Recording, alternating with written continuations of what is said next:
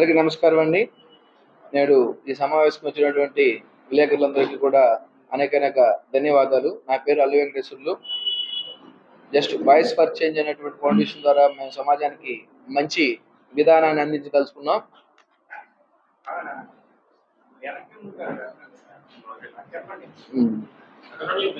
ధర్మో రక్షిత రక్షితః.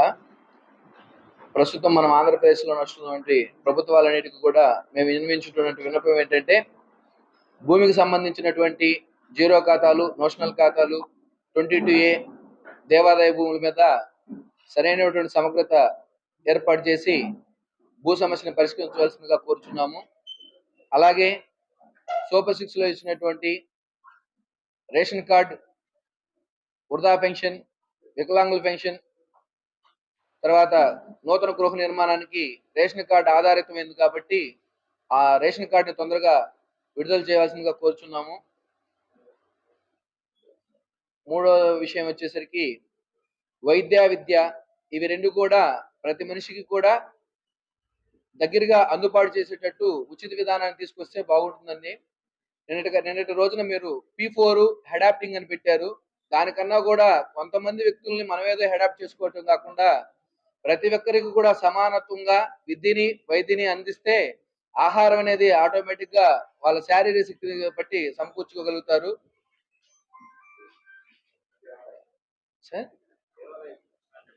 నాలుగో అంశం ఏంటంటే, ప్రధానంగా మనకి స్వతంత్రం వచ్చి 77 సంవత్సరాలు అయితే సెల్యూట్లు కొట్టుకోవడానికి సరిపోతుంది, కానీ మనకి దైవం కనపడదు, వినపడదు, కానీ రక్షించేవాడు ఆయన అని చెప్పుకున్నటువంటి దేవాదాయ భూముల యొక్క పరిరక్షణ నేటికి కూడా జరగకుండా దద్దోజనాలకి, ఉప్పన్నాలకే మనం మిలితమయ్యి మెళ్ళో శాలువాలు, దండలు కప్పుకోవడానికి సరిపోతుంది తప్ప దేవాదాయ భూముల పరిరక్షణ అయితే జరగట్లేదు. కావున ప్రస్తుతం ఉన్నటువంటి ప్రభుత్వం వారు దాని మీద ప్రత్యేకించి సమాన దృష్టి శ్రద్ధతో పెట్టి ఆ దేవాదాయ భూములన్నింటినీ కూడా పరిరక్షణ చేయాల్సిందిగా కోరుచున్నాం. నా పేరు అల్లు వెంకటేశ్వర్లు అండి. మాది ప్రకాశం జిల్లా పామూరు మండలం తూర్పు కటికిందపల్లి గ్రామం. మనిషికి కూడా అవసరమైంది నీరు. ఆ నీటి ప్రాజెక్టులు కట్టాలంటేనేమో కొన్ని ఏండ్లు పడతాయి. ఏదైనా సమాజంలో చెడగొట్టాలంటే ఒక గ్యాస్ తేవడం, ఒక ఎలక్ట్రిసిటీ తేవడం, ఒక ఐటీ కట్టడం, లేదా ఇంకోటి ఏదైనా పొల్యూషన్ చేయాలంటే మాత్రం మన వాళ్ళు అతివేగంగా శరవేగంగా పర్మిషన్లు తీసుకొచ్చి చేసేస్తారు. కానీ ఈ పద్ధతిని మార్చుకొని ప్రాజెక్టులు కట్టే విధానాన్ని అలవర్చుకొని ప్రతి మనిషి కూడా కష్టపడి ఆహార ధాన్యాన్ని ఇవ్వగలిగే శక్తి ప్రతి మనిషిలో ఉంది. దానికి తగినట్టుగా వీళ్ళు పనిచేస్తే బాగుంటుందని మేము ఆలోచిస్తున్నాం. అలాగే ఇప్పుడు మనం చూస్తుంటే ఇలాగ మీలాగా ప్రచారం చేసేటువంటి విలేకరులు చాలా మంది ఉన్నారు.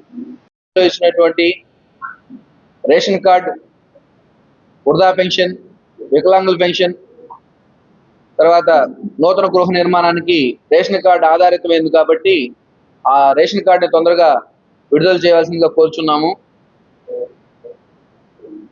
మూడో విషయం వచ్చేసరికి వైద్య, విద్య, ఇవి రెండు కూడా ప్రతి మనిషికి కూడా దగ్గరగా అందుబాటు చేసేటట్టు ఉచిత విధానాన్ని తీసుకొస్తే బాగుంటుందండి. నిన్నటి రోజున మీరు P4 అడాప్టింగ్ అని పెట్టారు. దానికన్నా కూడా కొంతమంది వ్యక్తుల్ని మనమేదో అడాప్ట్ చేసుకోవటం కాకుండా ప్రతి ఒక్కరికి కూడా సమానత్వంగా విద్యని, వైద్యని అందిస్తే ఆహారం అనేది ఆటోమేటిక్ గా వాళ్ళ శారీరక శక్తిని బట్టి సమకూర్చుకోగలుగుతారు.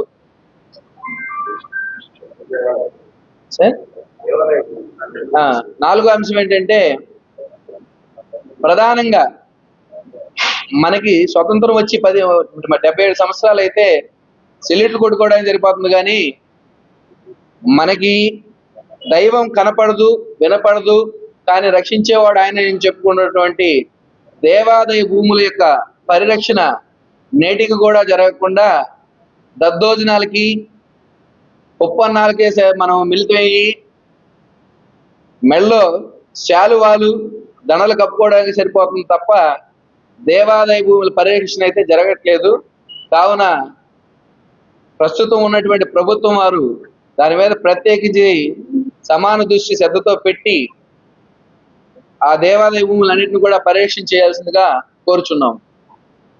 ఏంటంటే వైద్య విద్య ఈ రెండింటిని ఉచితంగా ఇస్తే మన రాష్ట్రంలో కాదు ఏ రాష్ట్రంలో కూడా కరప్షన్ అనేది ఉండదు.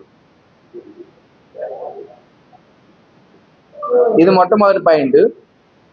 అలాగే ఇప్పుడు మీ అందరి ద్వారాగా మేము సమాజానికి తెలియజేస్తుంది ఏంటంటే ఎవరో వస్తారు ఏదో రక్షిస్తారనే కూడా మన భూమిని మన విధానాల్ని మనం కాపాడుకోవడం కోసం చట్టాల్లో మార్పులు రావడం కోసం మన వంతు మనమందరం కూడా ఏం చేస్తే బాగుండదో ఒక ఆలోచనకు వస్తే మంచిదని మేము అనుకుంటున్నాం.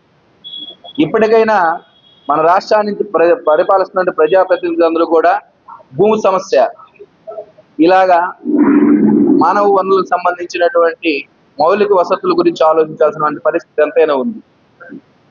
ఇదిలా ఉంటే ప్రధానమైన అంశం నీరు, సాగునీరు, తాగునీరు.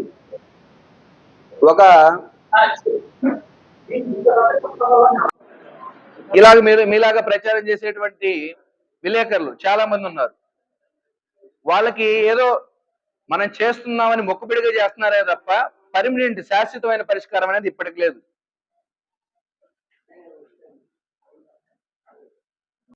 నీరు, ఆ నీటి ప్రాజెక్టులు కట్టాలంటేనేమో కొన్ని ఏండ్లు పడతాయి. ఏదైనా సమాజంలో చెడగొట్టాలంటే ఒక గ్యాస్ తేవటం, ఒక ఎలక్ట్రిసిటీ తేవటం, ఒక ఐటీ కట్టడం, లేకపోతే ఇంకోటి ఏదైనా పొల్యూషన్ చేయాలంటే మాత్రం మన వాళ్ళు అతివేగంగా శరవేగంగా పర్మిషన్లు తెచ్చి తీసుకొచ్చేసేస్తారు. కానీ ఈ పద్ధతిని మార్చుకొని ప్రాజెక్టులు కట్టే విధానాన్ని అలవర్చుకొని ప్రతి మనిషి కూడా కష్టపడి ఆహార ధాన్యాన్ని ఇవ్వగలిగే శక్తి ప్రతి మనిషిలో ఉంది. దానికి తగినట్టుగా వీళ్ళు పనిచేస్తే బాగుంటుందని మేము ఆశిస్తున్నాం.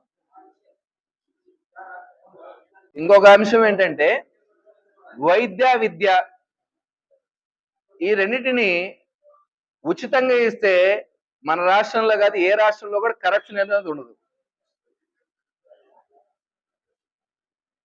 ఇది మొట్టమొదటి పాయింట్. అలాగే ఇప్పుడు మీ అందరి ద్వారాగా మేము సమాజానికి తెలియజేస్తుంది ఏంటంటే ఎవరో వస్తారు ఏదో రక్షిస్తారనే కూడా మన భూమిని మన విధానాల్ని మనం కాపాడుకోవడం కోసం చట్టాల్లో మార్పులు రావడం కోసం మన వంతు మనమందరం కూడా ఏం చేస్తే బాగుండదో ఒక ఆలోచనకు వస్తే మంచిదని మేము అనుకుంటున్నాం. ఇప్పటికైనా మన రాష్ట్రాన్ని పరిపాలిస్తున్న ప్రజాప్రతినిధులందరూ కూడా భూమి సమస్య ఇలాగా మానవ వనరులకు సంబంధించినటువంటి మౌలిక వసతుల గురించి ఆలోచించాల్సిన పరిస్థితి ఎంతైనా ఉంది. ఇదిలా ఉంటే ప్రధానమైన అంశం నీరు, సాగునీరు, తాగునీరు.